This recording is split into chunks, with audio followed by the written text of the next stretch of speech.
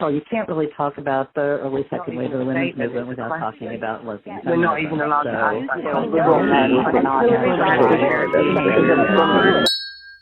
This is a WLRN extended interview. Greetings. Welcome to the show. This is Jenna. Just wanted to give the listener a heads up about the song you will hear at the end of the program today. It is directly related to the subject of the interview, so Thistle wanted it played. But the singer is male. Just wanted to prepare you for this very rare exception when WLRN chooses to air a male voice. Okay, enjoy the show. Greetings and welcome to WLRN. This is Thistle Pettersen. In my interview with Tiffanie DeBartolo, you will hear us discuss her approach to writing fiction and what it was like to write in the first person from the perspective of a male character for her new novel, Sorrow, just released last month. It's an interesting interview about a book that cannot be characterized as feminist, but yet is compelling as a story, with layers of meaning, art, music, and nature woven throughout. All right, welcome to WLRN, Tiffanie. I have you here to talk about your book release, Sorrow. Congratulations on that. Thank you. Yeah, so reading from the back of the book, it says that you are the author of God-Shaped Hole, How to Kill a Rock Star, and Grace, the Jeff Buckley story. And now, coming from you, you are releasing Sorrow, a poignant story about friendship and love, art and music, and how these pursuits can save us from ourselves. So welcome to the show, Tiffanie. Thank you. Thank you so much for having me. Awesome. Can you tell our listeners a little bit about yourself, where you're from, what your career as a music executive has been like in the decidedly male-dominated world of the music business, and anything else about yourself you'd like our listeners to know? Sure. Well, I'm originally from a very small town in Ohio, a town so bad Bruce Springsteen wrote a song about it. And then I moved to California to go to Berkeley for college and never went back to Ohio. I was a full-time writer for about 10 years, originally started writing screenplays and then got into novels. And then sort of on a lark started an indie record label about 15 years ago. So been doing that full-time and writing full-time since then. And yeah, it's interesting being a woman working in the music industry. The best way I could describe it is by saying that there's a lot of mansplaining that goes on, and a lot of me saying, yes, I already know that. Thank you. I already know that. Okay, so what about your record company? Is there an equal number of men and women working in that record company, or are there more women? Right now, we are actually skewed one extra woman to men, which I'm very proud of. And but it's a group of very open-minded and modern thinkers. So within our company, it's a pretty wonderful environment. It's once we get outside and out into the real world of sort of major labels and what have you, where things can get a little weird sometimes. Mm-hmm. So, and you're also an author, and that's what we're on the line today to talk about, because you just released this lovely book that I got to read ahead of time called Sorrow. Can you tell us what inspired you to write Sorrow? Sure. Well, originally, the idea for the story came to me through a song. I'm super inspired by music in my writing. And so one of my favorite bands is this band called The National, and they have a song called Pink Rabbits. And I was listening to the song one day, and a whole entire scene it conjured up a whole scene in my head. And I went home and started writing it down. And that was sort of the beginning of Sorrow. Mm-hmm. And you chose to have a male character as your main character, actually two main characters that are male characters, and the narrator, it's written in the first person. The narrator, Harp, is kind of a typical guy in some ways, especially for a millennial. He's a little bit, alienated and yet very into music. Describe the male character of Harp and why you chose to write a book having a narrator in the first person be a male character. Well, it's interesting because my first two novels the majority of them were written first person, female perspective. So I was interested in writing, sort of standing in the shoes of a male character for a couple years and seeing what the world looked like through his eyes.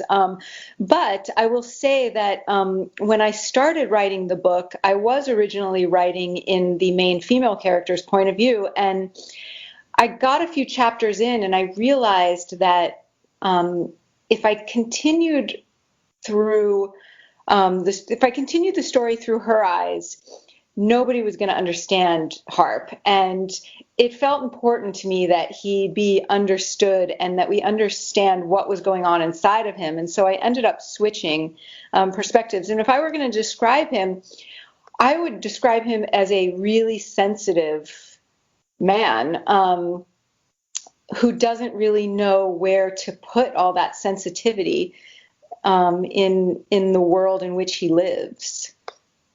Mm-hmm.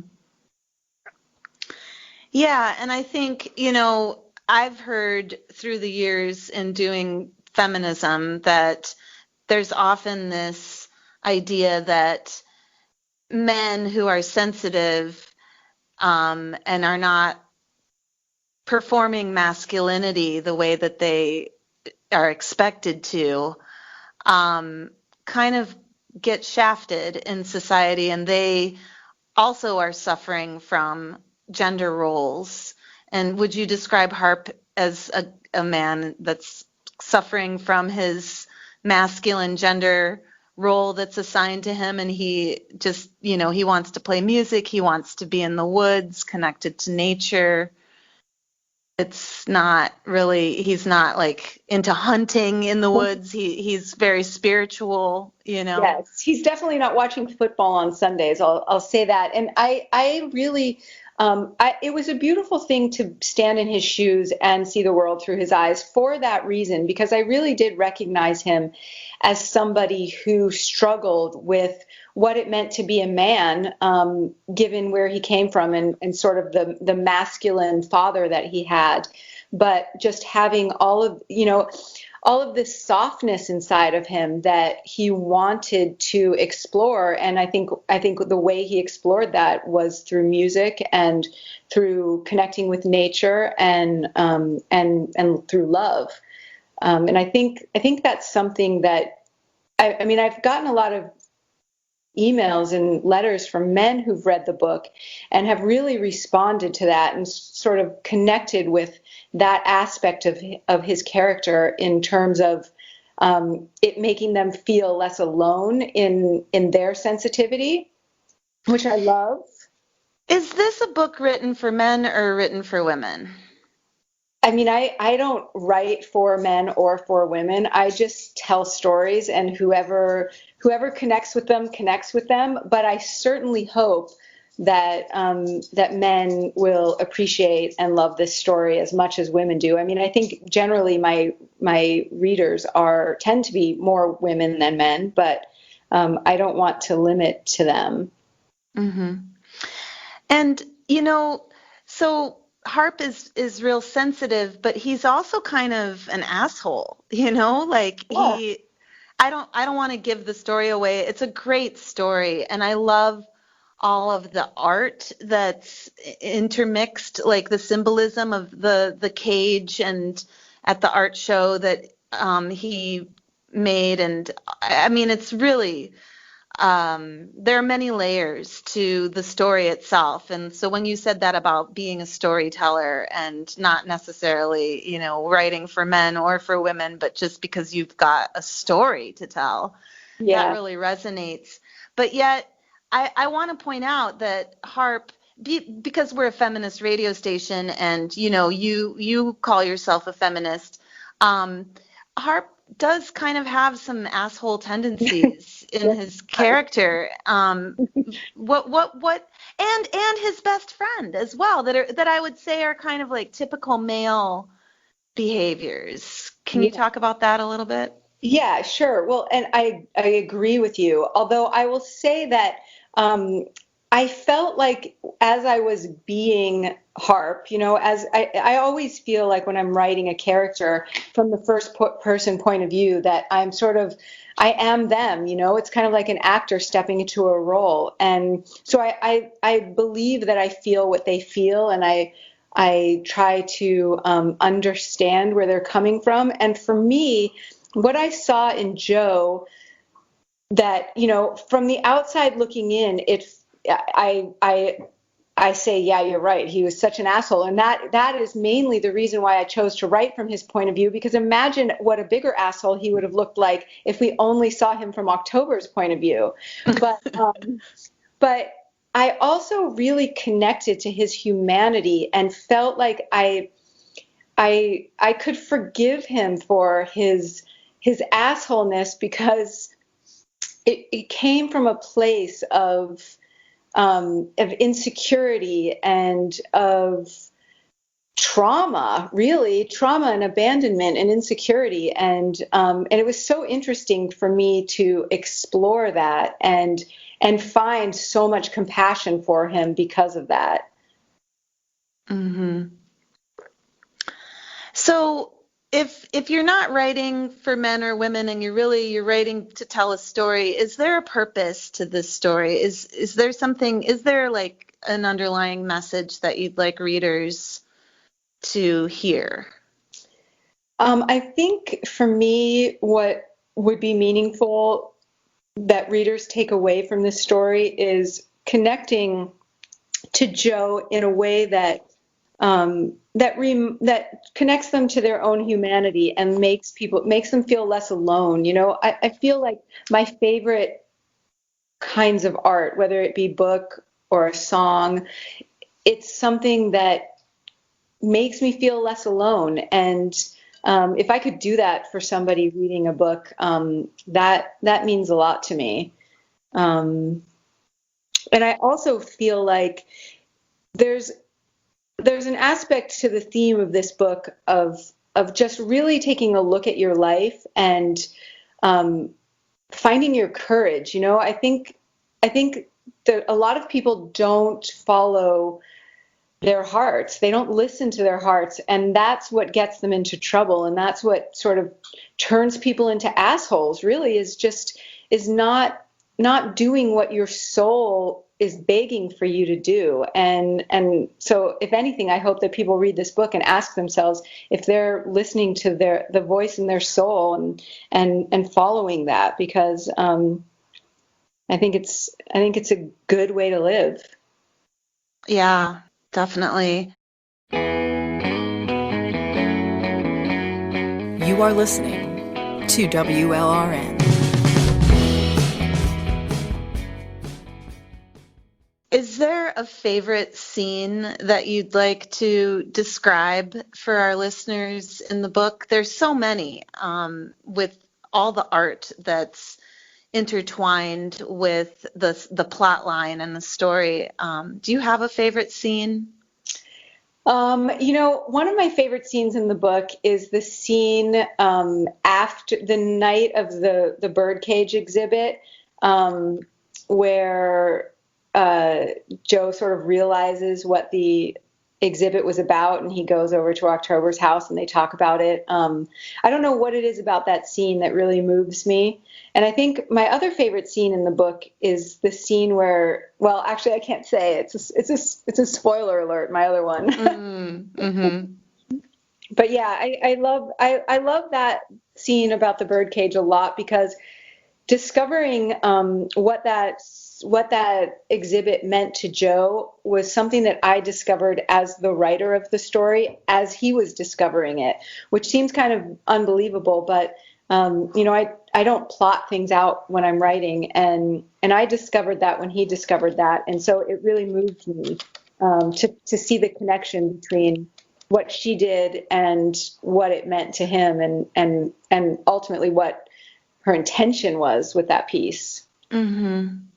Were you at all thinking about Kate Chopin's book, The Awakening, her novel, that the book starts with a scene of a bird in the cage, and it's a symbol for the woman, a woman being like a caged bird. Were you at all thinking about that book? Because that's kind of a neat, thing that I see connected out there in the universe. I don't know that book, but I'm going to read it now because I'm really intrigued. I had just recently reread Maya Angelou's Why the Cage Bird Sings. I can't remember the exact name of that book, but so that was sort of on my mind when I was writing about that exhibit.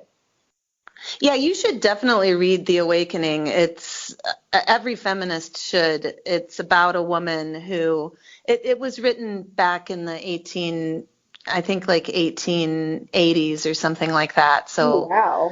It's a very old book, but about a woman who's like a kept woman, and she's got a soul and she has passion and she wants to, be expressive, but she can't. And so she's like this kept bird in a cage with her wings clipped, Oh, wow. And, that symbolism was definitely somewhat present in the scene that you were just describing, especially when Joe or Harp realizes, that he had created this cage. And right. So is there anything else you would like to say about, Sarah, why should radical feminists and lesbian feminists read this book? That's a good question. Again, I think it all comes down to this idea of connecting our humanity to the humanity of others and feeling that connection. And I think that's what all art does. And, it's something that I strive for in my work and that I look for in art, and just hope that people get from this book. I definitely got a warm feeling from it, and some real cold feelings from it too, when Harp was out of touch with his feelings and making bad decisions, Yes. But in terms of like radical feminism and lesbian feminism, let's talk about October, the female character. In what ways is she a feminist, and in what ways is she maybe not a feminist? Well, I think one of the things that I saw in her was like this, she sort of represents to me the divine feminine, this kind of like powerful sort of goddess character. Of course, we're seeing her through Joe's eyes. So to me, that's sort of how he sees her. And I think she's a very independent woman. I think that she does her own thing. I think that she doesn't fall into a lot of typical woman sort of categories, but I also think that she has moments of also being, what's the word? Her weaknesses sort of shine here and there as well. It's hard. I find her hard to describe, interestingly enough, because I didn't write from her point of view. And so I feel like I only see her as Joe saw her. And do you feel that he put her up on a pedestal? Yes, of course. Okay. And to me, that's kind of a typical patriarchal dynamic. Like the woman is she's holy, she's she's grand and she's up on this pedestal, but that, like Ruth Bader Ginsburg talks about, that pedestal actually is oppressive. Yes. Towards women. So how is this relationship between Jo and October different than that? Well, yeah, I don't know. I mean, it's hard to say, because I think it's to me, it's hard to separate characters from, it's hard for me to take them out of the story and analyze them, because that's something that as a writer I try not to do while I'm writing the book, because I find that if I do that, I'm judging them, and if I'm judging them, I'm controlling their behavior. But I do think that October has a certain sort of I find that she has a certain sort of power in the book, given her connection to art and to love. Like I see her as someone who, oh gosh, it's just so hard to describe. She would have been fine. She's independent.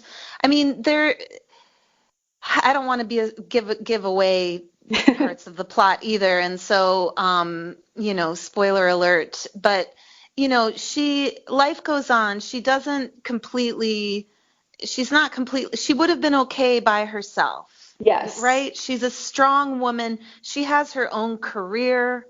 She's expressive of herself. She has a strong sense of self. But yet, as you say, she's being seen through Jo's eyes, and I noticed, that she would wear very feminine clothing, and he would notice her clothing, and there were lots of descriptions of how she looked, and she looks very feminine and sexy, and it's because it's, these descriptions are through Jo's eyes, basically. Right. So... yeah, I mean, it's interesting, and I like what you're saying. It's like you can't overthink things, and they're real people. Yeah, they're not, feminist theorists and intellectuals deconstructing everything. They're experiencing life as characters, as people, and you do that as an author of fiction. You allow the character to just unfold. Yeah. So, but being a radical feminist radio station, I feel like I need to ask these questions.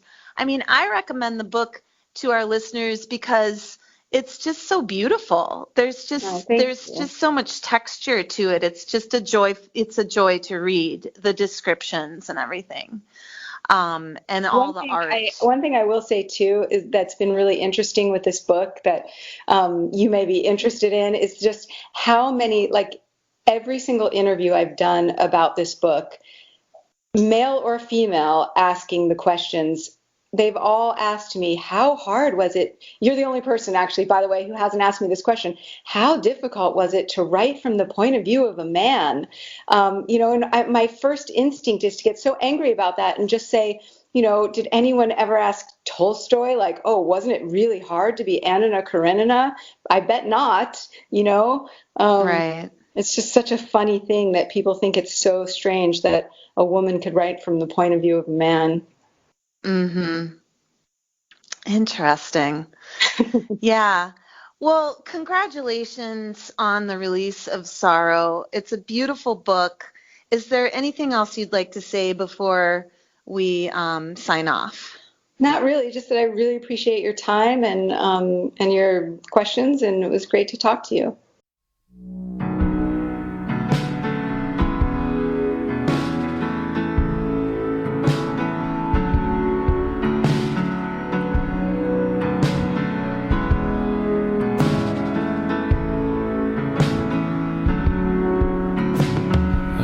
Find quiet, I went out in the rain. I was just soaking my head, pulling right on my brain.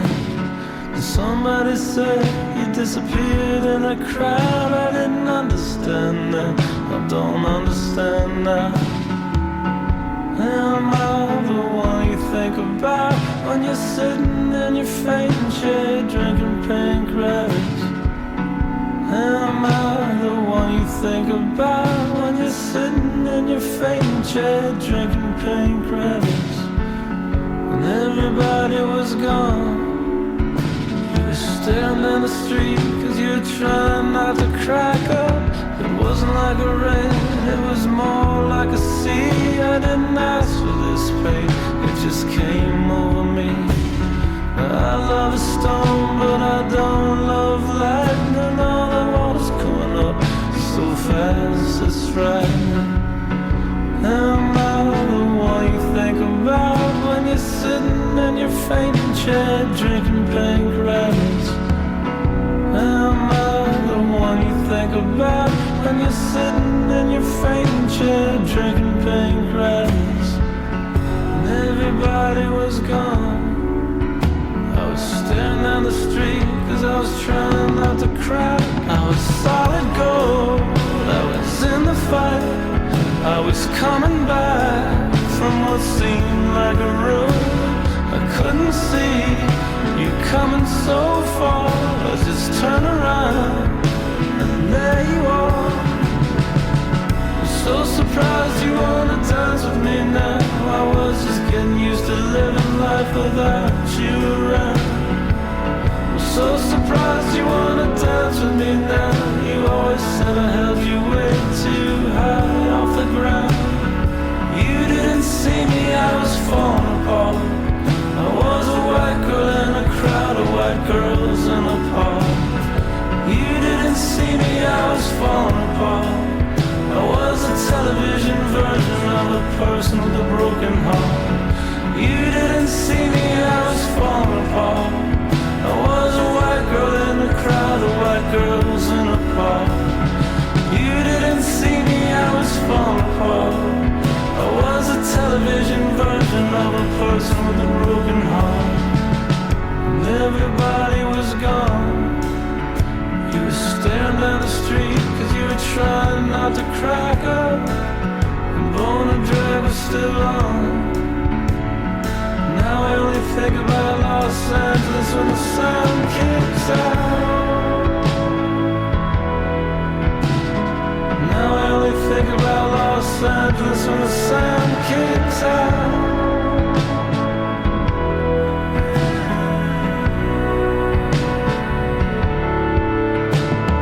Said it will be painless, the needle in the dark. Said it will be painless, it wasn't that at all. Said it will be painless, the needle in the dark.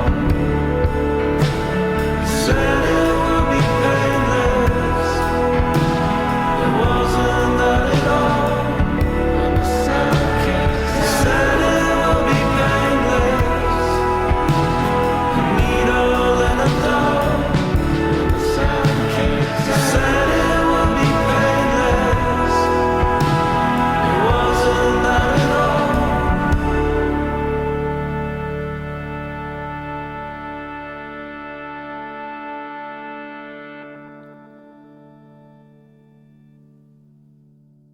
That was Pink Rabbits by the band The National, a favorite song of my guest on today's show, Ms. Tiffanie DeBartolo, music executive and author.